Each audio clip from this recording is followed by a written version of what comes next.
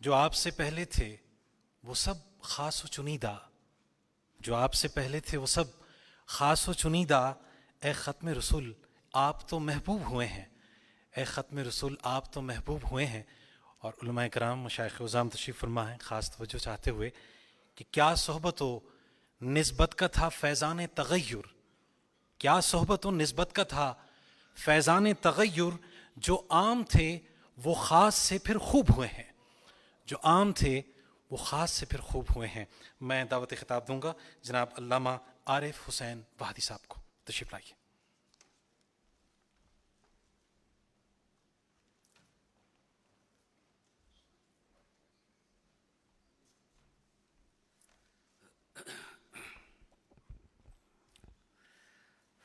اعوذ باللہ من الشیطان الرجیم،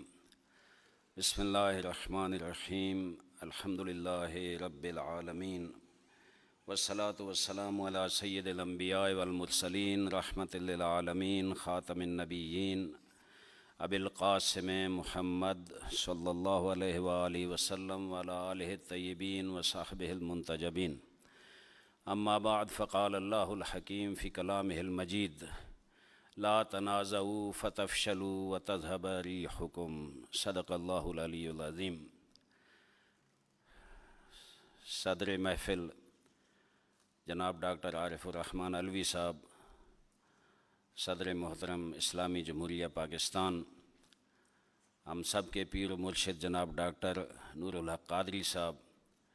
جناب علامہ طاہر اشرفی صاحب، جناب آفتاب جہانگیر صاحب، جناب سردار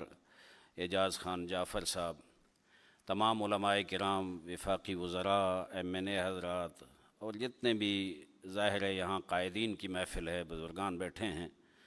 میں سب کو دل کی گہرائی سے امت مسلمہ بلکہ بشریت کے لیے سب سے بڑی عید کی مبارکباد پیش کرنا چاہتا ہوں۔ یہ وہ ہستی تشریف لائیں جس نے انسانیت کو کمال تک پہنچایا، یہ وہ ہستی تشریف لائیں جس کے بعد کسی اور نبی کی، کسی اور آسمانی لیڈر اور رہنما کی ضرورت پیش نہ آئی۔ قیامت تک کے لیے ان کی تعلیمات، ان کا دین خاتم الادیان ہے، اور ان کی جو کتاب ان پہ نازل ہوئی ہے وہ خاتم الکتب ہے، خود یہ خاتم النبیین ہیں، یہ رحمت للعالمین ہیں اور محسن انسانیت ہیں۔ میں شکریہ ادا کرتا ہوں جناب صدر محترم کا، جنہوں نے یہ خوبصورت موضوع انتخاب کیا ہے سیوان صدر میں۔ بہت ہی خوبصورت موضوع ہے، اور خصوصاً میں یہ عرض کروں گا کہ جو شان رسالت کے حوالے سے، ختم نبوت کے حوالے سے جو صدر مملکت کا کردار ہے، جو وزیر اعظم صاحب کا کردار ہے، لائق تحسین ہے یقیناً۔ وہ ملک جو لا الہ الا اللہ محمد رسول اللہ کے نام پہ وجود میں آیا، حق ہے کہ بہت عرصہ پہلے یہاں عشرہ رحمت للعالمین منایا جاتا اور رحمت للعالمین اتھارٹی قائم کی جاتی، لیکن نہ ہو سکی بوجود اب انہوں نے یہ جو اقدام کیا ہے، میں سمجھتا ہوں انتہائی لائق تحسین ہے، اور ہمیں علماء کرام کو اور باقی مختلف طبقات، مختلف مکاتب فکر کی یہ ذمہ داری بنتی ہے کہ اس کی قدر کریں، اس عشرہ کی، اس اتھارٹی کی، اور اس مشن کو لے کر آگے بڑھیں، تاکہ عوام کو بھی پتہ چلے یہ عشرہ بھرپور انداز میں منایا جا رہا ہے، اور آئندہ سالوں میں انشاءاللہ اس میں مزید رونق آئے گی اور شان و شوکت سے منایا جائے گا۔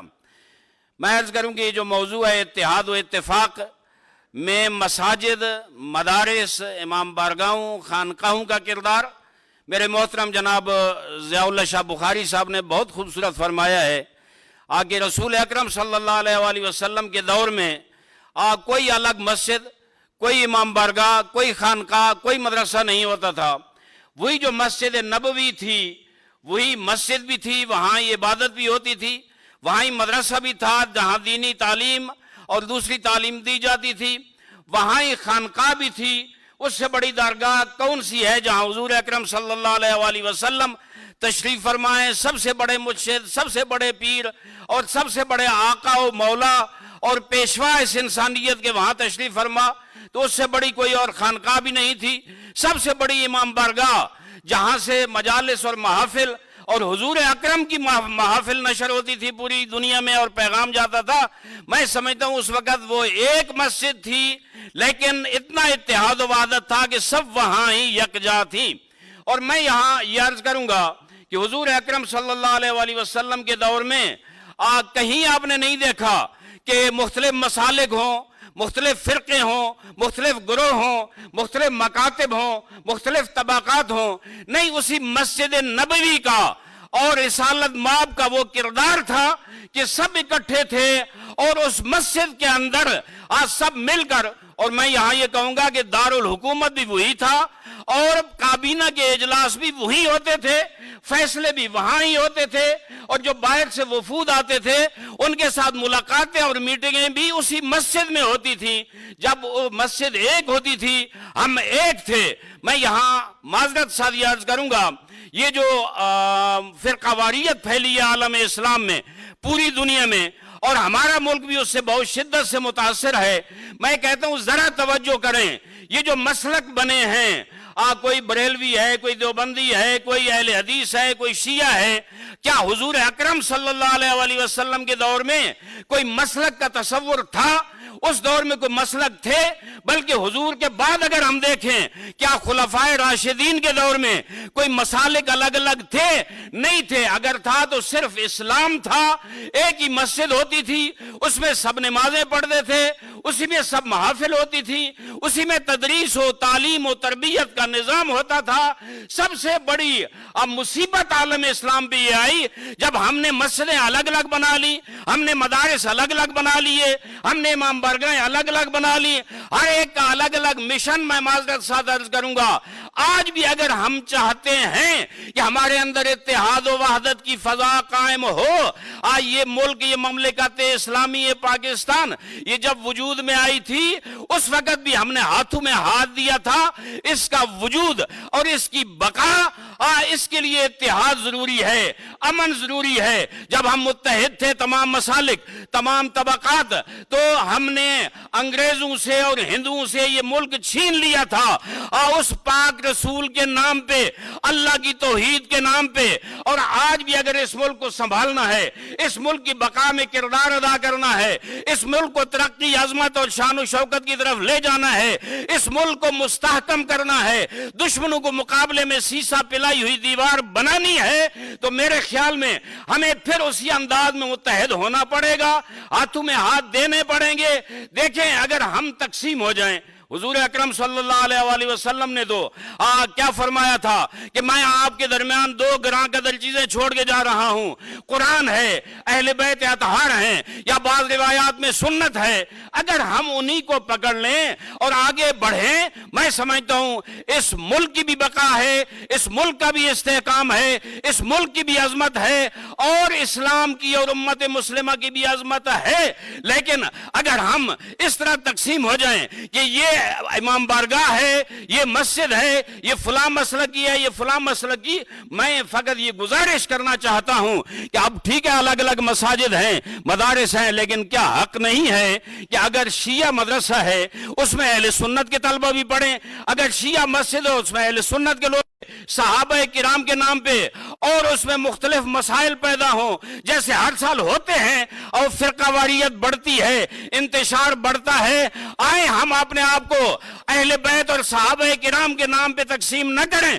بلکہ آئیں ہم اعلان کریں کہ ہم اہل بیت کے بھی ماننے والے ہیں، ہم صحابہ کرام کے ماننے والے ہیں، ہم اہل بیت کا بھی احترام کرتے ہیں، ہم صحابہ کرام کا بھی احترام کرتے ہیں. اگر کوئی اہل بیت اطہار کی توہین کرے گا، یا کوئی صحابہ کرام کی توہین کرے گا، یا کوئی ازواج مطہرات کی توہین کرے گا، یا اولیاء اللہ کی توہین کرے گا، ہم سب اعلان کریں کہ اس کے ساتھ ہمارا کوئی تعلق نہیں ہوگا اور وہ اسلام کے ساتھ مخلص نہیں ہوگا. اگر ہم کھلا دل کر کے یہ اعلان کریں اور ان مساجد میں سب اگر نماز پڑھیں، میرے خیال میں ایک دفعہ پھر وہی شان و شوکت جو 1947 میں تھی، وہی شان و شوکت جو خلفائے راشدین کے دور میں تھی، وہی عزت و عظمت جو حضور اکرم کے دور میں تھی،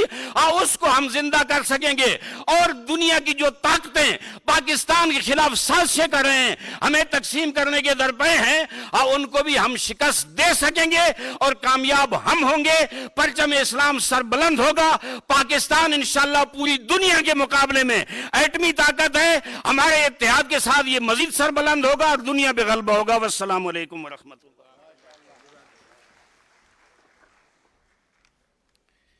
جزاک اللہ، ماشاء اللہ۔ جناب علامہ عارف حسین واحدی صاحب، اتحاد بین المسلمین کے حوالے سے آپ